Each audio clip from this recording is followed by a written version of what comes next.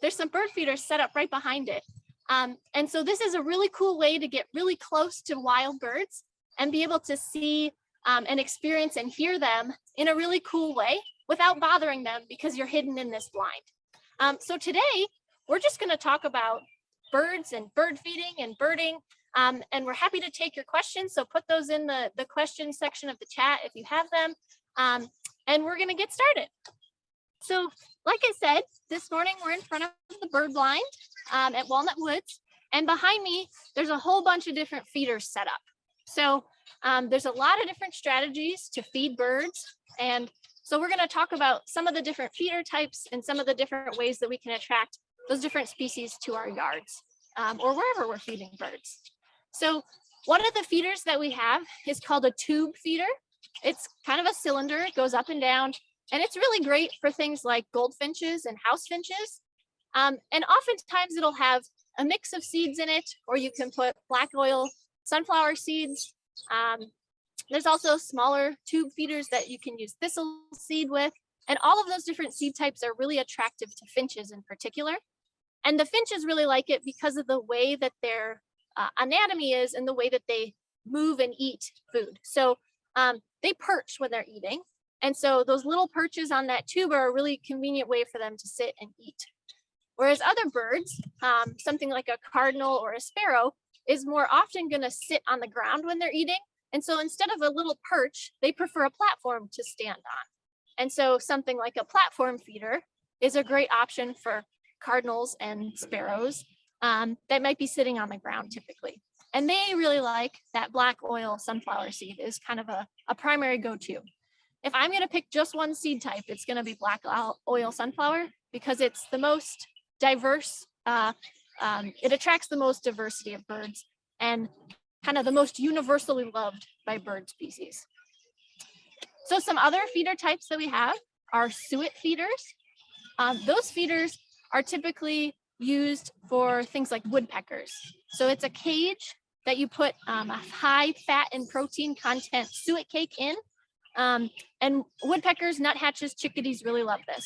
And because there's that kind of cage grid, the woodpeckers will fly in and perch on it, similar to the way that they'd perch on the side of a tree and hitch up the tree. So it's a similar, again, it's tailoring to the way that they move and the way that they eat. And so that's why that feeder is so attractive to them. So my personal feeder setup has a platform feeder, a kind of cage feeder, which is a combination of kind of the tube system and a platform. And then I have suet feeders. And those three things combined give me lots and lots of different species diversity that I might be able to see at my feeder. Things that you might consider avoiding are things like millet, which oftentimes attracts things like house sparrows and European starlings, which aren't necessarily the best feeder birds because they're pretty, they eat a lot and they're pretty competitive with the other species. But those suet feeders and tube feeders with black oil sunflower seed in them is a great kind of standard option for a lot of species. The other fun thing that we're starting to do now, because it's spring and we're getting into summer, is that we're starting to put out our hummingbird feeders and our feeders for orioles and grosbeaks. So our orioles and grosbeaks start showing up, and the hummingbirds start showing up kind of right around this time, late April. And those species are only here during the summer. They are considered neotropical migrants because they fly all the way south down to Central and South America for the winter, and they fly all the way back up to us to breed. And so those species require a little bit different food. They're not going to eat the seeds the way that a lot of the winter birds do, but what they do love is fruit. So if you put out half of an orange slice, orioles and grosbeaks will really be attracted to those. Or you can put clementines. Sometimes I'll even put little chunks of orange inside a suet cage, so it's a little bit easier to keep maintained. And then for hummingbirds, they're nectar feeders. So they're going to be eating flower nectar. If you have native flowers planted in your garden, you can attract birds that way. Or you can create a nectar mixture, which is 4 parts water to 1 part sugar. So you can boil water, a cup of water, for example, and then dissolve a 1/4 cup of sugar into it, let the mixture cool, and then you'll be able to put that in your hummingbird feeder. And the hummingbirds will love it, and the orioles will sometimes come to it. Gray catbirds might eat it. So there's a lot of great options there. Anna, how soon do you want to put out the hummingbird feeders? So there's a great question about how often or what time to put those feeders out. So for hummingbird feeders, you could start today. Now is the perfect time. There's been a few reports of hummingbirds in Iowa already this spring, and I expect in the next week we'll get them kind of in large numbers. So now's a great time to start putting out your hummingbird feeders, and the same for the oriole and oranges as well. Well, what about the suet? Do we have to worry about having that out when it's hot weather? Yeah, so suet can be, it can melt, particularly if you're using raw suet from an animal. However, if you get something at the store, like a suet cake at the store, most of those are formulated so that they're not going to go rancid in the summer. And so that can be a great option. The other thing you can do is in the summer months, if you're not sure about your suet and you don't want it to go bad, you can also put out some peanut butter. And that's a great high protein, high fat alternative that the birds will eat any time of year and may stay a little bit more stable during the hot heat of the summer. How often do you need to change that liquid in the hummingbird feeder? So the hummingbird feeder nectar, because it's sugar water, is prone to mold, and of course, because it's summer, you're getting all this sunlight, and so you want to change that hummingbird nectar out every 2 or 3 days. For me, I remember to do that by having a pretty small hummingbird feeder. So I have a small feeder, so it goes dry pretty much in that time. And so I remember always to clean it out. I use hot soap and dish soap and water to wash it really thoroughly and rinse it out and make sure it's nice and soap free before I add new liquid. But because I'm putting new nectar in several times a week, I make one batch for a whole week, and I just leave some sugar water in my fridge ready to go. So I'll make 2 cups of liquid, which means that there's half a cup of sugar in it. And I'll have that ready in a pitcher in the fridge, waiting to fill up the feeder every 2 or 3 days. So the other thing we want to talk about today is just birding in general. So bird feeding is a really cool way to get up close and personal with birds. But a lot of times we want to know what we're looking at and maybe even make some notes about what we're seeing. So if you're looking to bird or to understand birds and explore them a little bit better, one of the best tools of the trade is a pair of binoculars. I like to start with a pair of binoculars that is an 8x42 magnification. So 8 is the magnification and 42 is the diameter of this lens here. And so 42 is just telling me how much light is coming in. And 8 is that magnification, and 8x42 is a pretty good starting place and is pretty versatile. It's going to work for almost all birding situations. So you can get a good pair of binoculars starting $150, $200, and it really changes your experience because it brings the birds closer to you, and you can see their behavior and their vibrant colors and their feathers and their beak and all those things just a little bit better. So I recommend getting a pair of binoculars if you don't already have one. And then we have to think about also another tool is a field guide. So there's lots of different types of field guides we can use. But this one in particular, the Sibley guide, is my personal favorite, but the Kaufman guide and the Audubon guides and the National Geographic guides are all really great. So field guides are really useful. They have some really great information at the beginning of the book. They typically show you some pictures and identify parts of a bird. So it'll show you, the features of a bird that might be different colors or shapes and where to pay attention to them. The other thing is every single one of these plates of a bird will have a map. So it'll show you the range map, which shows you what time of year it's expected where in the country. So for example, this Wilson snipe that I was just looking at is going to be here just during migration. And we can see that based on the colors of the maps that we're looking at. So this field guide also has information about what habitats you'd expect the bird to be in, what size the bird is, and all of those things can really help you narrow down what to expect and figure out what the identification is. So when we look at a bird, the big things to look at are the shape, the color, and the size. And then secondarily, what habitat is it in? And if you know what song it's singing, that can really help too. So thinking about shape and size, does it have long legs? Does it have a crooked, or does it have a decurved bill?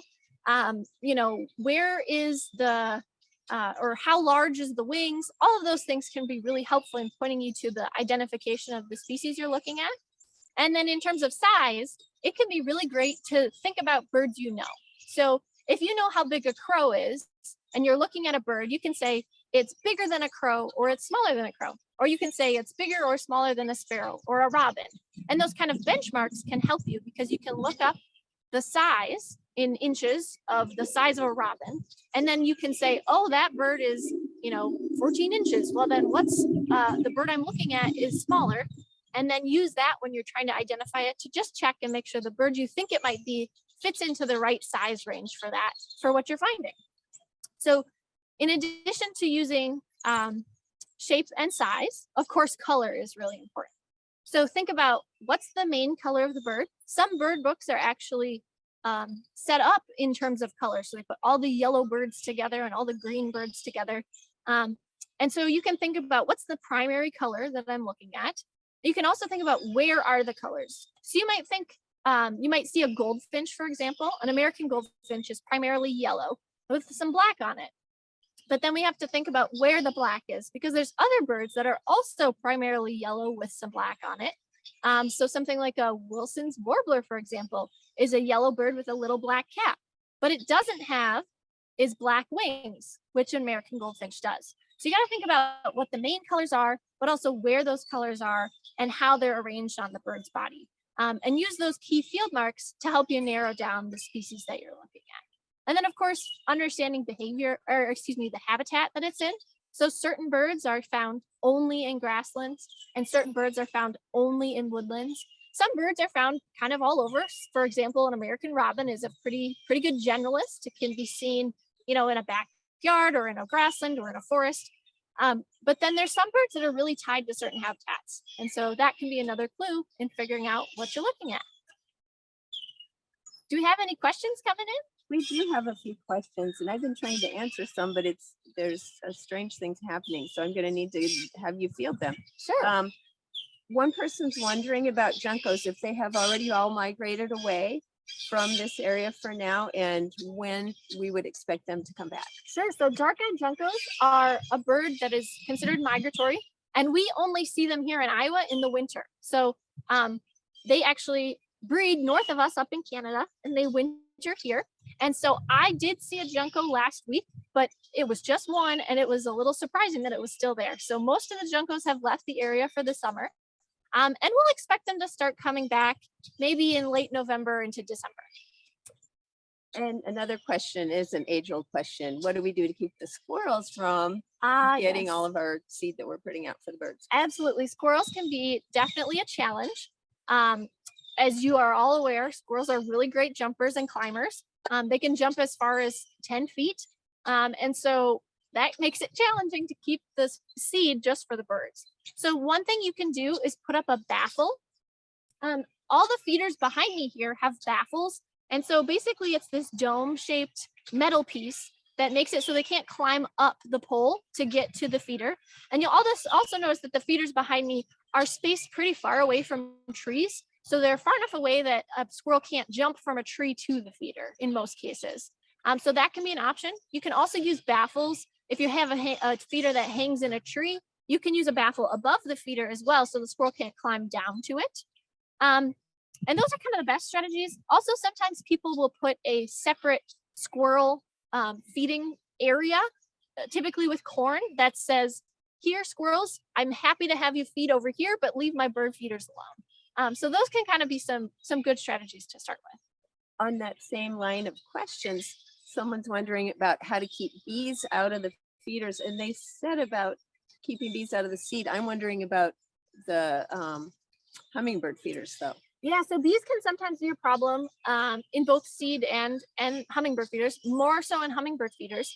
But in the spring, sometimes bees will kind of get onto that, the seed feeders as well. And the key there is making sure that your seed feeders are kept the seeds nice and dry.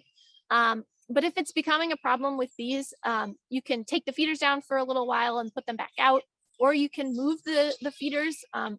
It'll take a little while for the bees to learn the new location. But for hummingbird feeders, the key is that at least so there's several different types of hummingbird feeders and several strategies for keeping bees out. So there's hummingbird feeders where the reservoir of the liquid is above the ports where the hummingbirds drink. And those scenarios are especially attracted to bees because the liquid level is always as high as it can be. There's other strategies or other types of feeders where the liquid reservoir is below the port where the hummingbirds have to stick their tongue in and reach in.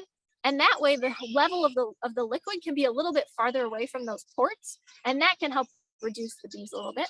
There's also these things called bee guards, where on those ports, there's a little, it's kind of like a little tiny little fence or cage that goes around the ports that the hummingbird can stick its beak through, but a bee is too big to fit through. So those are two strategies, using those reservoirs below the ports, and then using bee guards are kind of two of the best strategies for keeping bees out of your hummingbird feeders. How about raccoons? Oh, raccoons, that can be a challenge too. So the baffle, the same way that it will help the squirrels, as long as the baffle's large enough, a baffle can help with the raccoons as well. And again, they can jump a little ways, but not too far. So if you can get it in a place where it's far enough away from a branch where they can't get directly to it, and then using that baffle can be a really great strategy to help keep the raccoons away. All right, so this would be a question that wouldn't be so much for the feeders, but how to attract bluebirds to your backyard? Sure. So bluebirds are, they're kind of open woodland birds. So they like a bit of grassland and open area because they like to feed on the ground a lot, but they also like open woodland trees because they nest in cavities. They can't build cavities or build holes in trees themselves, but they often will use an old cavity from a woodpecker nest. Or of course you can put out a bluebird nest box that acts as a cavity for the bluebirds as well. And so great ways to attract bluebirds are to make sure that you have that open woodland habitat with lots of native grasslands and lots of nice big open oak trees or native trees. You can put up one of those bluebird boxes. And then there is one kind of feeder food that some bluebirds really love, and that is mealworms. So you can buy live mealworms or you can buy frozen mealworms, oftentimes from a pet store, but you can put out mealworms and bluebirds really love those.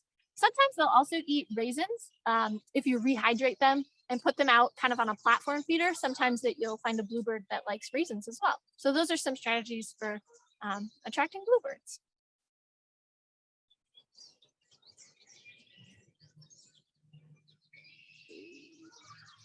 So what else should we talk about? Are we seeing anything good on the feeder here? Here's a question, just kind of a basic ID question. And are bluebirds different than blue jays? Oh, sure. Because Yeah, blue jays are blue birds. absolutely. There's many birds that are blue that are not considered a bluebird by species. So the eastern bluebird is the species of bluebird that we have in Iowa, and it's actually a thrush. So it's related to robins and other thrushes. But it is the eastern bluebird is the species of bluebird that we have here. And the males are blue on the back and head, and they have a red, kind of orangey red breast partway down, and then they have some white under their tail. And so that's an eastern bluebird. Blue jays are another bird that's blue, but they're in the corvid family, which is jays and crows. And so blue jays are, there's probably some on the feeder that we've been seeing today. They are blue, and they have some white markings and black markings on their wings and tails, and they have a little bit of a crest.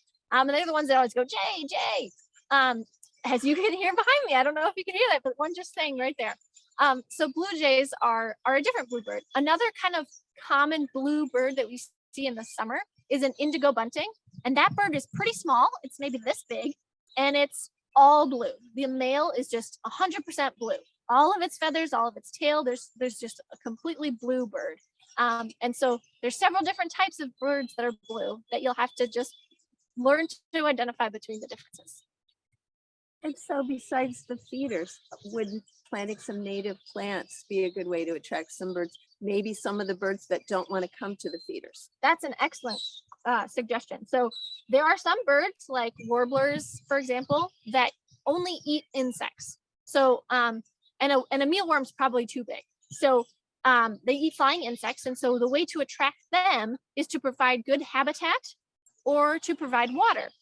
So good habitat is native trees and shrubs, and you can plant a pollinator garden, you can plant a rain garden, you can just make sure that you're using native shrubs in your landscaping. So things like wild plum, dogwood species, serviceberry, redbud, all these beautiful flowering plants that are also native.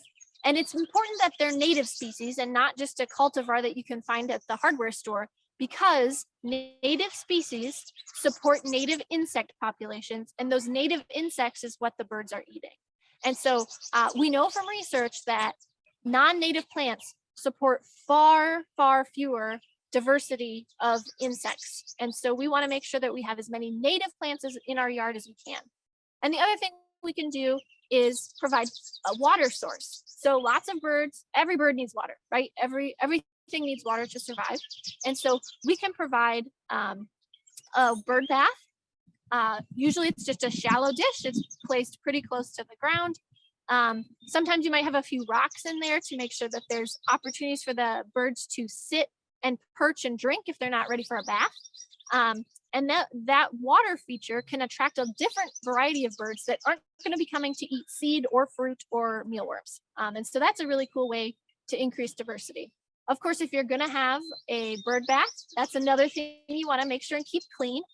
Just like our bird feeders, we want to make sure that if we're attracting birds, they're not going to be exposed to diseases or molds or bacteria that we could prevent.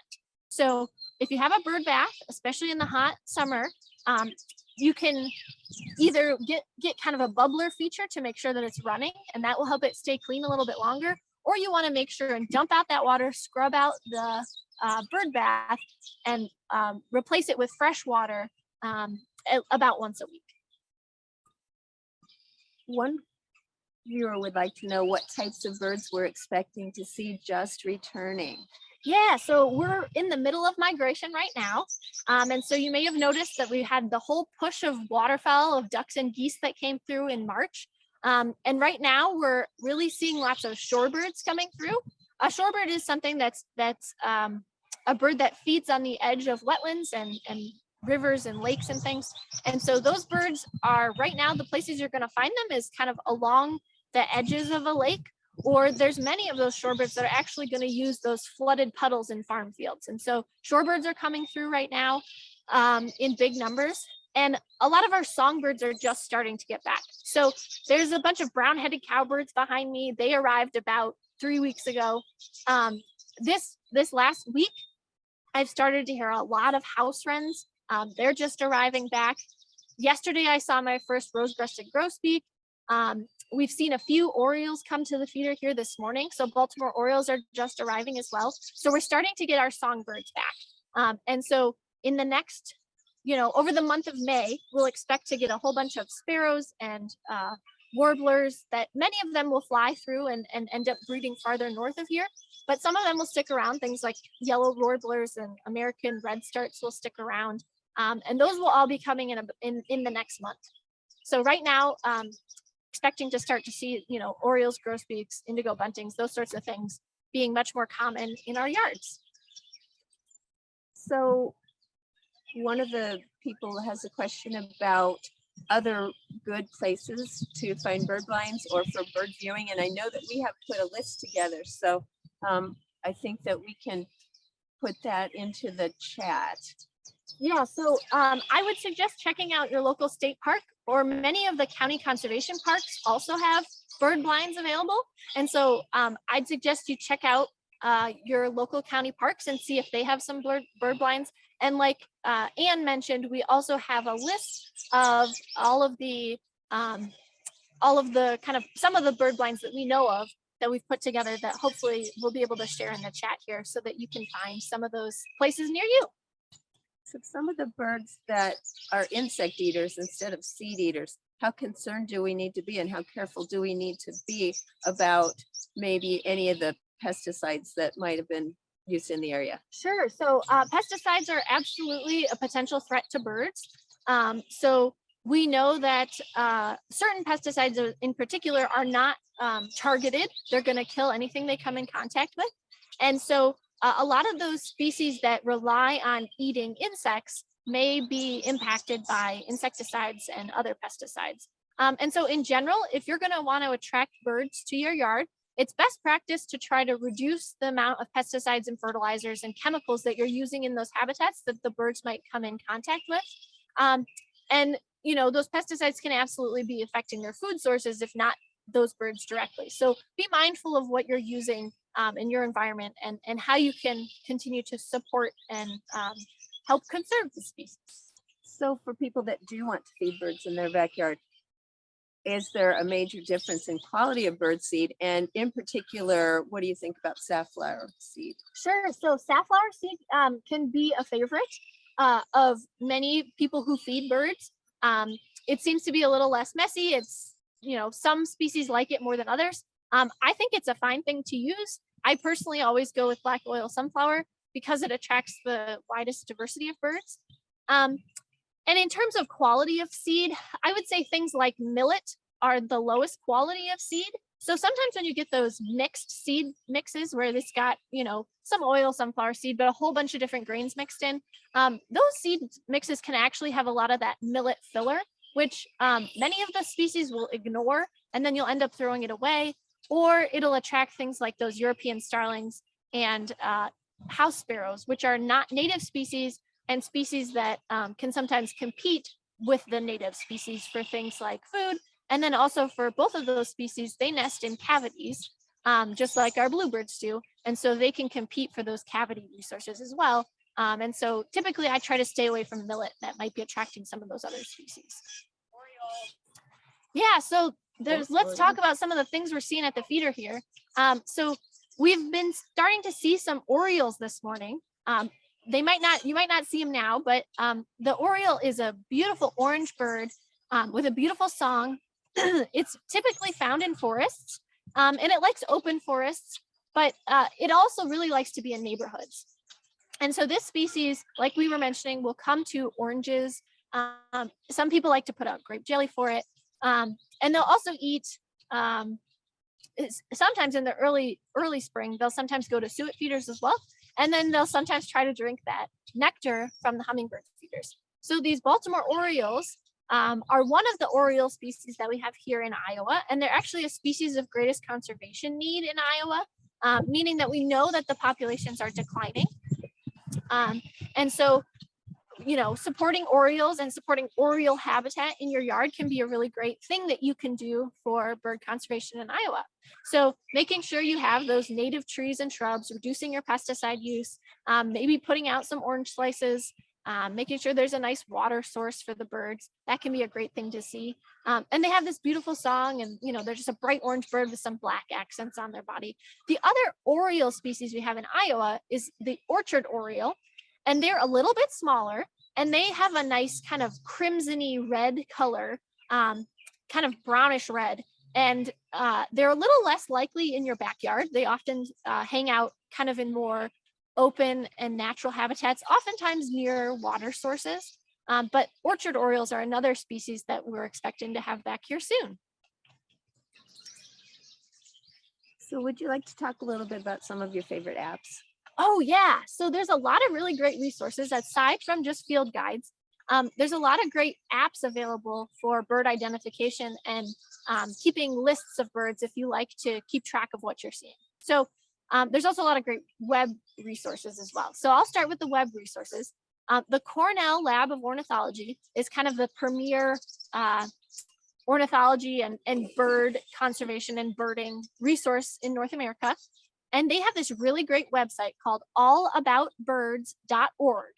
And that website is basically a field guide online. It has pictures of all the birds. It has descriptions of the birds, what they look like, what they eat, where they nest, what habitat they can be found in.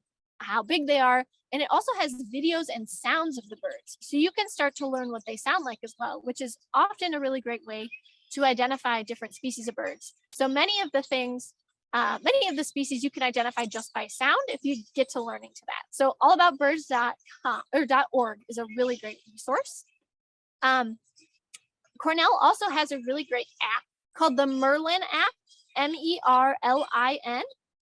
And that app is actually, it's a really great resource to learn identification. So you can use it, it has a field guide, but you can use it to help you identify what you're seeing. So there's several really great things. You can take photos and upload photos, and the app will tell you the top several choices of what that bird might be with photos that you can compare it to.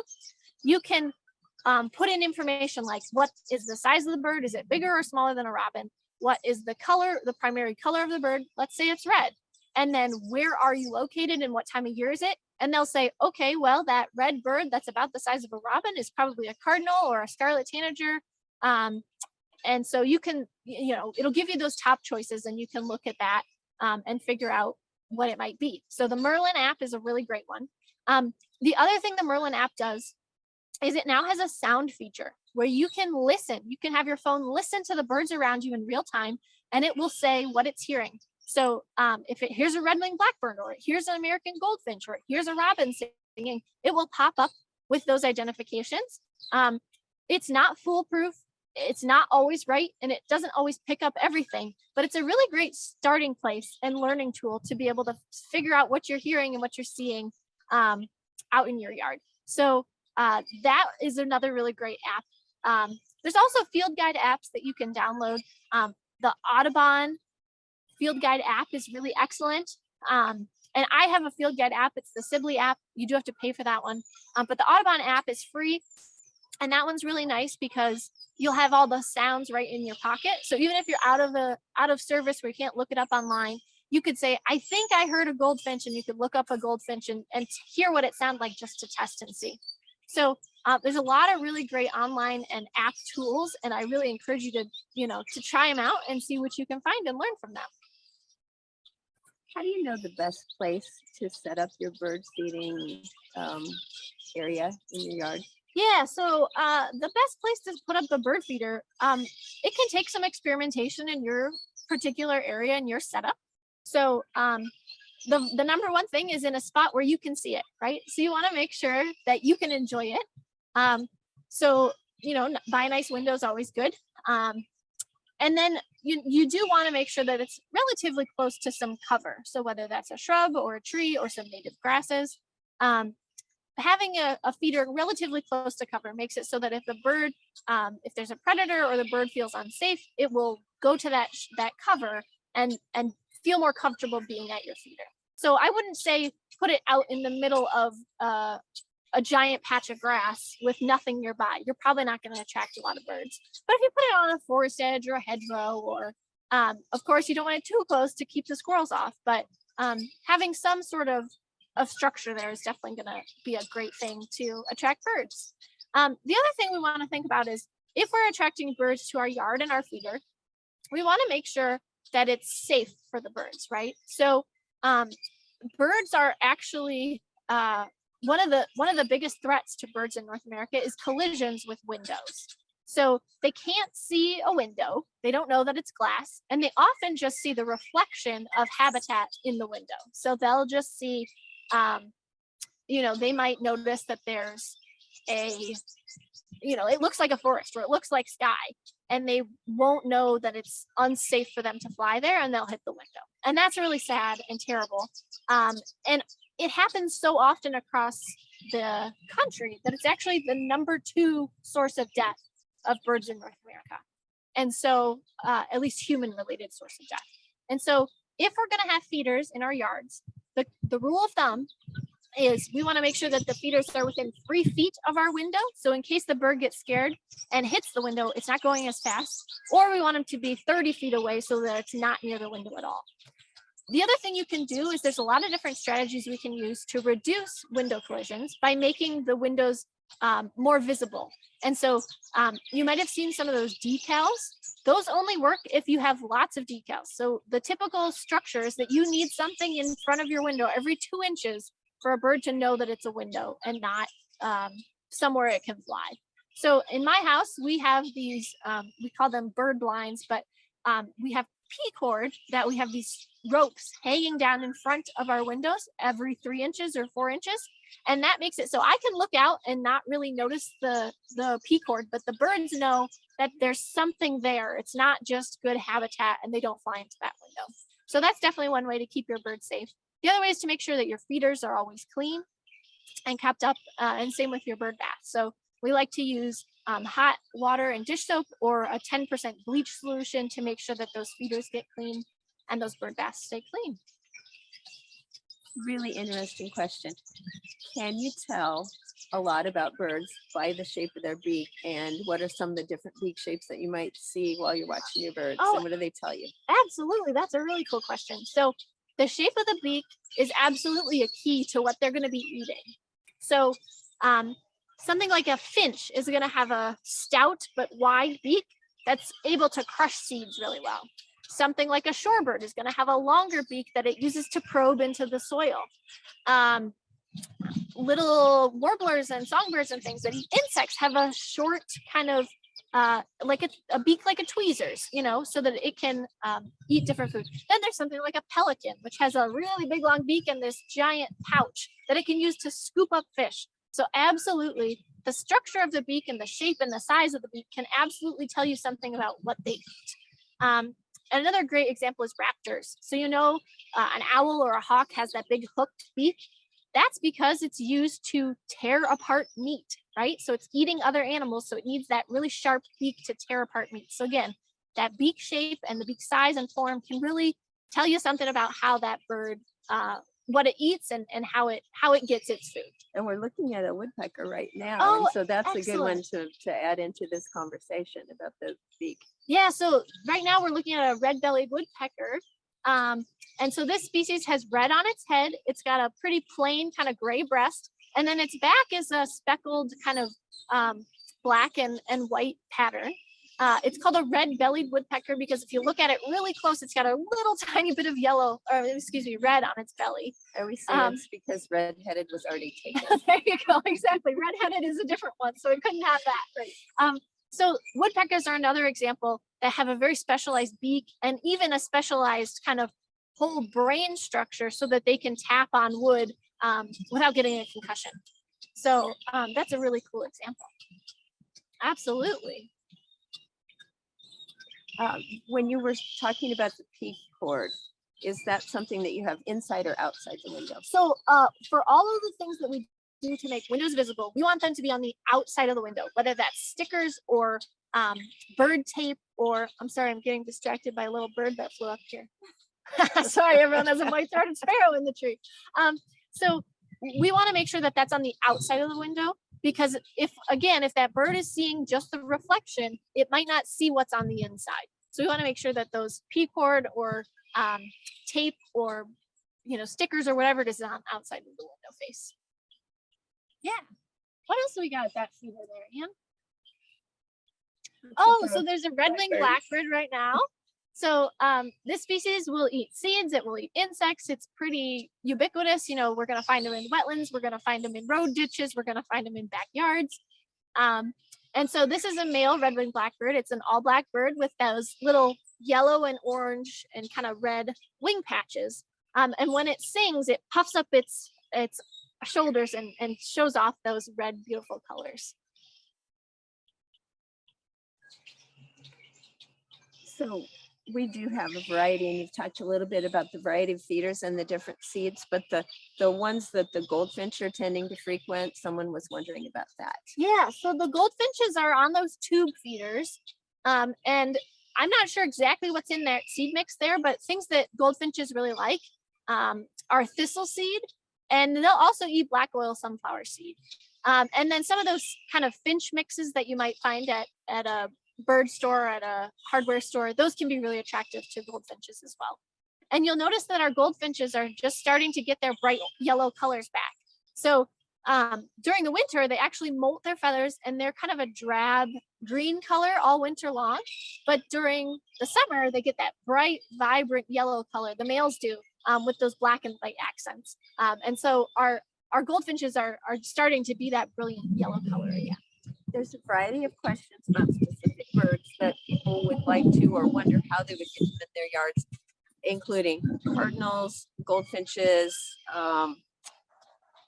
red finches, and indigo buntings, and a lot of that's going to kind of be habitat, isn't it? Yeah, so depending on kind of the setting that you live in, that can be a big indicator of what species you might find in your yard. So if your yard is the only stand of trees in a really long way, or if your yard is part of a neighborhood that has lots of trees, that's going to change what species you might expect to see. So if you're in an area that has nice forest habitat like what's behind me here, you have good opportunity to have some of those things like orioles and indigo buntings. Again, you can have a water feature that will attract birds of any kind to your yard. They'll come and bathe in it or drink from it. And so that can be a really great way to increase the number of species that you're attracting. And then having a diversity of food types, a diversity of feeder types can also increase the number of species that you'll see in your yard. And then again, the big key thing is making sure that you have nice native habitat in your yard. So planting a nice native shrub so you get more catbirds and more cardinals coming into your yard. Making sure you have nice, beautiful native trees like oaks and hickories and walnuts, and there's a whole bunch of hackberries. There's a bunch of really great species. But make sure again that it's a native plant to Iowa that grows here naturally and should be here. The other really cool thing about native plants and native landscaping is that it requires less maintenance. So you don't need to fertilize it. You don't need to water it as much because it's made to be here with these soils and these water conditions. And so native plants are going to be less intense for you to manage in your yard as well. So we have another little woodpecker that is a smaller one that is on here, camera. And would you also describe the system that we're using to Sure. allow people to view this? Yeah, so right now we're looking at a downy woodpecker. It looks like it's eating some seed out of that tube feeder. You'll notice this woodpecker has a black wings and a little white stripe down the middle of its back. It almost looks like a skunk. And then it's got a little bit of red on its head if it's a male. And there's another one there. And so these downy woodpeckers look really similar to another species, which is a hairy woodpecker, which the patterns and the colors look almost the same. The size is what's different. So a downy woodpecker is about this big and a hairy woodpecker is, about this big. And the biggest thing to notice is the ratio of the beak length to the head length. So a downy woodpecker has a short, stout bill. And if you were to kind of reverse the length of the bill and think about the length of the head, it would not go past the length of the head. Whereas a hairy woodpecker has a larger beak and would be almost longer than the head if you were to kind of think about that comparison.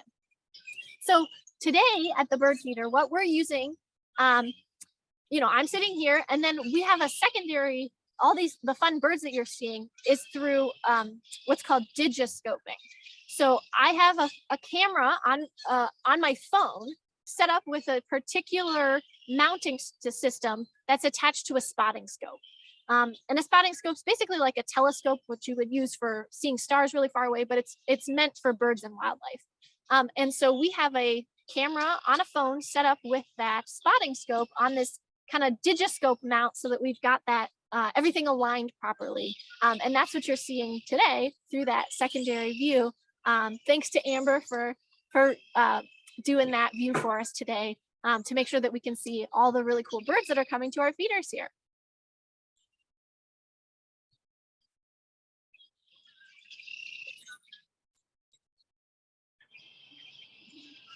So sometimes when birds arrive early and they can't necessarily get their preferred food, that's a question that somebody has. They're wondering what it is that they eat. Do they sometimes eat things that we're not expecting them to eat? Sure, yeah. So it's really interesting. The diet of many birds changes seasonally. So some birds, like chickadees, for example, they'll eat seed and suet all winter long. But then during the summer, especially when they're feeding babies, they'll also eat insects. There's other species like red-eyed vireos, for example, which are a forest bird that we have nesting here only in the summer, they eat insects all winter, all summer long. And then during fall migration, they might switch over and start eating a lot of berries as well. So they'll eat dogwood berries and elderberries and things like that to supplement their diet. American robins are, they have a pretty diverse diet. They'll eat insects, they really love worms, but they're not going to ever eat seeds. So it really depends on the species. So when we think about birds showing up maybe earlier on the edge of when it's warm enough, if there's not a lot of insects around one day, for example, something like an oriole, for example, which is mostly interested in that fruit and oranges, during the summer, they're going to be eating insects. And if they get here early, if they need a lot of that kind of high protein, high fat food to stay warm or to stay active, they're going to eat some suet.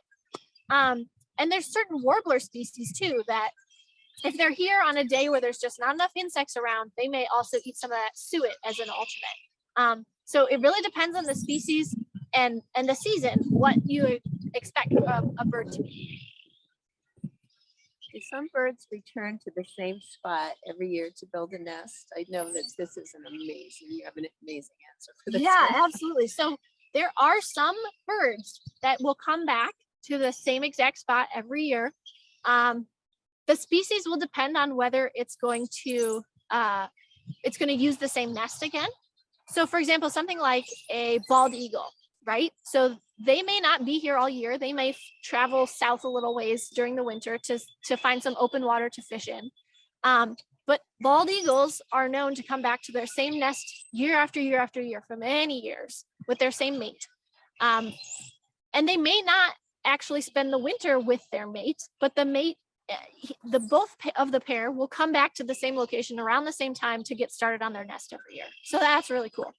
We also know from research that there's different strategies of this research, but the important thing is when we know an individual bird, so there's this thing called bird banding where we can put individual markers on basically like a little bracelet that goes on the leg of a bird. We know that some individuals, many songbirds included, will come right back to the same area where they nested the year before. So it might not be, many of those birds aren't going to use the same nest again because the nest has fallen apart because it was made of grass and sticks and, the year has just degraded it. But it may come back to the same territory. So it might come back to your yard several years in a row, for example. And so absolutely, despite these birds flying thousands of miles across many, many countries and continents, they can still come back to some of the same locations. And it depends on the species, how faithful they are to those sites every year. We also know that many birds are faithful to their wintering sites. So they might not be setting up a nest, but they still use the same areas to winter every winter. And so, yeah, it's incredible the kind of mental map and understanding of navigation that they can have to be able to come back to the same place year after year. It's really cool stuff.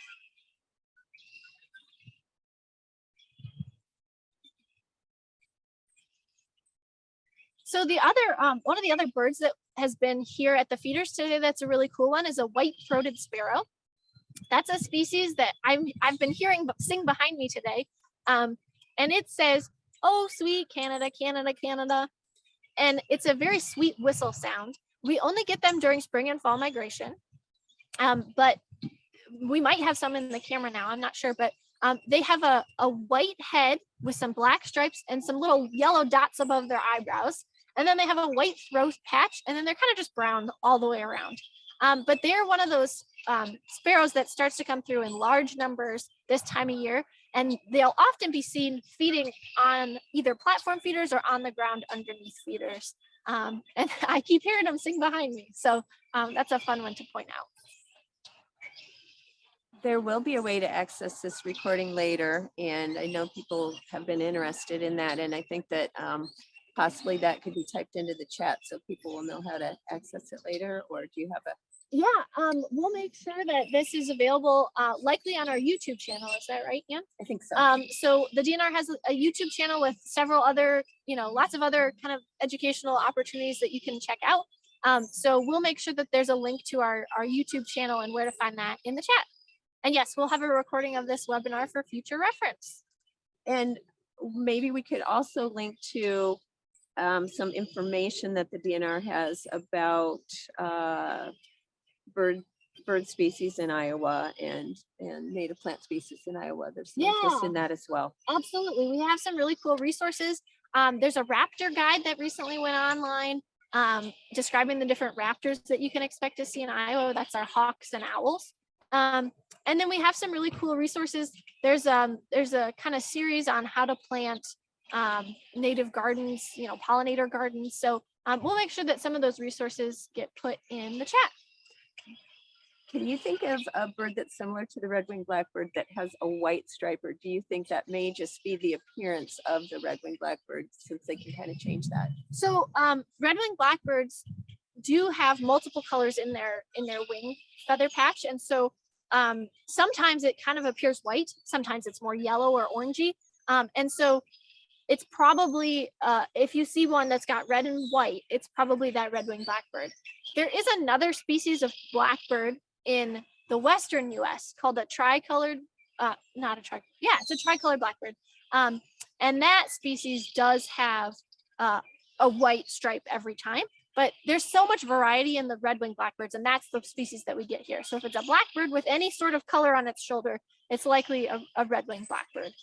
The other blackbird species that we get all summer is a yellow-headed blackbird, and it's like it says, it has a bright yellow head and kind of some yellow on its neck and then some white patches on its shoulder. Where would we be most likely to see that one? So a yellow-headed blackbird is a wetland specialist. So they're going to be at some of our wildlife areas that have nice emergent vegetation. So nice cattails or rushes or things like that in a wetland setting.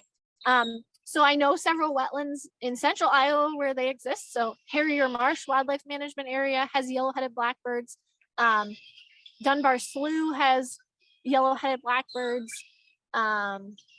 Bays Branch oftentimes has yellow-headed blackbirds. So I think the best thing to do is to find a nice wetland habitat near you and go check it out.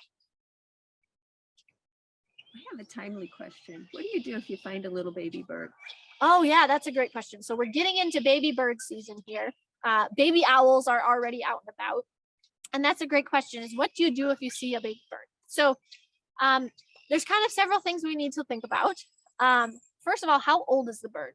If it's so young that it's not feathered yet, it's probably not supposed to be out of the nest. So if you can find the nest, say it was really windy last night and the bird got blown out of the nest, you can try to replace it in the nest. There's kind of an old wives' tale that if the bird smells a human, it's not going to come back to its nest, and that's not true. So, first thing to try is to see if you can find the nest and put it back. If you can't find the nest, and it's, like I said, it's not feathered, you're going to want to call a wildlife rehabber who might be able to help you take it in. You cannot take in a bird yourself. That's illegal. You need to have proper permits to be able to raise and care for birds that way. And so you need to contact a rehabber, and they can instruct you on what to do next. If you find a bird that has feathers and it can hop and it can move and it's looking at you and it's trying to get away from you, just leave it be. That bird is probably just starting to learn how to fly, starting to kind of branch out from the nest, and that bird's considered a fledgling. And so, especially, this time of year, we're seeing lots of owls. They're kind of fluffy, but they have feathers. They can't fly yet, but they're fluffy and they're on the ground. And people think, oh my goodness, oh no. But really, the parents are nearby watching that baby, making sure it gets fed. And that baby, even if it can't fly, can oftentimes climb back up in a tree. So if it's feathered, the best thing to do is to just leave it where it is, stand back. If you're really worried about it, you can watch and see if the parents come in the next hour or so. And most of those feathered birds are still being protected by their parents, and they should be okay. Why do some birds migrate and some birds stay? What is it about that species that allows them to stay? Yeah, so migration is kind of this really cool thing that we don't fully understand. But the birds that can stay here all winter have the ability to stay warm all winter and to find food all winter. And so things like our woodpeckers and our chickadees and our cardinals and goldfinches that stay all winter, they oftentimes will have really cool strategies to stay warm and to eat enough food and to stay, to stay safe all winter. So, um, they're able to regulate their body heat really well. They have super high metabolisms, and so they always need to be eating to be able to do that.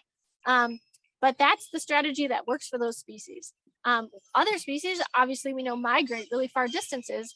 And so many of those species are looking for food resources that aren't available here during the summer or during the winter. So many of the species that migrate really far distances rely on insects for prey. And so we don't have a lot of insects out when it's covered in snow and really cold out. And so those birds have to go somewhere else to continue to eat the insects that they need and then come back in the summer when we have plenty of insects. Yeah, so this has been so much fun. Thank you all for joining us this morning. It's a beautiful day. We've got some really cool birds that we got to see here. There's just a really great time of year to go be outside and look at the birds. So I encourage you all to, if you have a bird feeder, make sure it stays clean. Try a new new type of seed or a new type of feeder, see what you get. Make sure you're planting native plants in your yard, native shrubs, native trees, native grasses and flowering plants to attract those hummingbirds and to support our wildlife. And then if you're using those feeders in your yard, make sure you're trying to keep those birds safe. So think about making your windows more visible. Think about reducing the pesticide use that you have. And if you want to learn more about things you can do to help birds, I suggest you look up 7 simple actions to save birds. And those are really great opportunities for you to do good work to help the bird populations around us. Unfortunately, many of our bird species are actually declining in numbers. And so the more we can all be stewards of those bird populations and do good things by birds, the better. And another really cool resource in Iowa is Bird Friendly Iowa. And it's an organization that helps communities, towns, and counties become more bird friendly and recognizes them for their efforts to be more bird friendly. And so there's a lot of great resources on their website, birdfriendlyoriowa.org. So I think we're just about wrapped up here. Again, thank you all for joining me. Go enjoy this beautiful spring day and go find some birds.